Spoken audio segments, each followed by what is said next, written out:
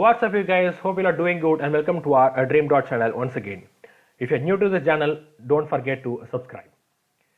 So far in our channel, we have been trying to cover the basics of Java programming. If you're interested in learning Java from the fundamentals, don't forget to go and check out our channel. And we also have exclusive playlist for learning Java from the basics. In a previous video or in the recent past video, we spoke about what are the various kinds of operators in Java and what are the various types available in Java. So from this video, we are going to talk about extensively about each and every kind of operator. To reiterate what we have seen in the previous video, if you missed it, you can go and check out our channel. We broadly categorized our operators into unary, binary and ternary, and in detail they can be categorized into these kinds of operators: arithmetic, assignment, increment, decrement, logical, comparison, bitwise, and the ternary operators. Today in this video, we are going to talk extensively about arithmetic operators which are available in Java. Arithmetic operators are the operators which are used for performing basic mathematical arithmetic operations like addition, subtraction, multiplication, division and the modulo. So to demonstrate those arithmetic operators, let's quickly try to create a class. So let's say hello to arithmetic operators. Hello arithmetic, don't forget to check in public static void main. So we're going to write a program to demonstrate the purpose of all these arithmetic operators. So I'm going to create two variables, int num1 equals, it's going to hold the value 1000, and int num2, it is going to hold the value as 1320. Okay, and I'm going to create various methods. So private, so let it be a static method. It is not going to return anything, let it be sum. And similarly, I'm going to create a methods for each and every operation. Like for difference, I'm going to create one particular method, and for multiplication, I'm going to create one other method, and for division, let's try to create one other method. And we have one other operation called as the modulo operation. So for that, let's try to create one other method. And all these methods are going to consume two input variables, int num1 and int num2. Okay, or like let's have it as n1 and n2 to avoid confusion. Let's have it as n1 and n2. So since arithmetic operators are binary operators, you always require two values for the operator to work upon. So every method takes two variables as its input. For performing sum operation, so int sum equals n1 plus n2, where plus is the arithmetic operator which is used for performing the sum operations. Let's try to print the output. System is getting slower, please be patient. Yeah, so I will print as sum is, I'm going to print the sum. Similarly, for a difference, the operator is a minus, n1 minus n2.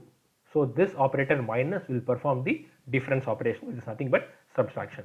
And let's try to print in the difference. The difference is, I'm going to print the difference as diff. So in my opinion, it's better if you make the second value a slight lesser, so that it makes sense for you while doing division and all. And the third one, I'm trying to do multiplication. Int mul equals n1 into n2, and let's try to print the result of multiplication. So on multiplying, the result is mul. And for division, let's use int div equals, let's use n1 slash n2. So this slash operator is used for performing the division. So we can print as on dividing, the value is div. And the last one is what is called as a modulo operator. So int mod equals, so n1 modulo operator is nothing but the percentile one, and n2, and let's try to print the syso. And I'll explain you each and everything in detail in another few seconds. So the mod is as mod. So this is the program that we have written, and we have to call all these methods over here. So this is a simple class with a main method, and we have given two variables, num1 and num2. Num1 has taken the value 1000 and num2 has taken the value 13. And we have various methods created like the sum, a difference, multiplication, a division, and the mod. So sum, it is the addition operation, it performs it using the plus operator. Difference by making use of the minus operator. Multiplication using the asterisk operator.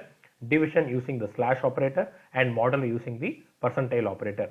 Now let's try to invoke each and every method. So sum, and I have to supply the values num1 comma, it is going to take two values as its input, okay. And similarly I am going to call the other method sum, difference, multiplication, division, and mod. Let's try to change the name of the methods. Difference, and we have multiplication, and we have division, and we have the mod method. Now let's try to run this particular program. So run as a Java application, proceed. Yes. So sum is 1013. So 1000 plus 13 is 1013, and difference is 1000 minus a 13 is nothing but 987, which has got printed over here. On multiplying 1000 with 13, you have got it as 13000. That is nothing but 13,000. And on dividing 1000 by 13, you have got 76. The decimal values has not got printed because it is an integer variable. If you want the decimal values to get printed, maybe you can make use of the double. And finally the modulo operator. So modulo operator is something that will try to find the remainders, like on dividing what is the remainder that gets stored in the mod value. That is the purpose of the modulo operator. So to make it easier for you, like suppose if 1000, if I make use of a 10, if it is a multiple, so then if you try to run this particular program, so modulo will return a 0 since it is because 1000 is a multiple of 10, so the remainder will be zeros. That is the purpose of the modulo operator. And dividing is 100 times, like 1000 goes into 10 for 100 times, but the modulo will return a 0 because there will not be any remainder. So these are some of the basic arithmetic operators which are available in Java, and the arithmetic operator otherwise called as the binary operator because it always acts on two operands. So that's it in this video. Hope you found this video informative and helpful.